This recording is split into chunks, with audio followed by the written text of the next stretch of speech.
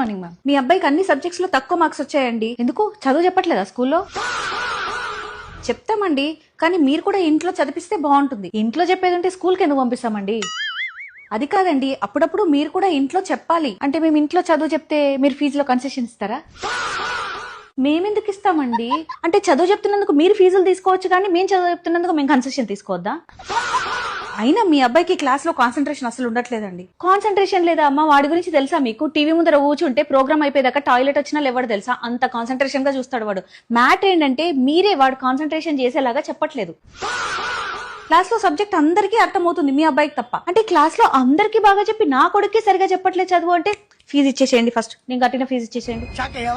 లేదండి, మీ అబ్బాయి చాలా బాగా చదువుతున్నాడు. మరి ఇందాక చదవట్లేదు అన్నారు. చదివిస్తాం, చాలా బాగా చదివిస్తాం. నెక్స్ట్ టైం ఫస్ట్ ర్యాంక్ వస్తుంది, బాగా చదివిస్తాం. థ్యాంక్ యూ, వెళ్తానండి.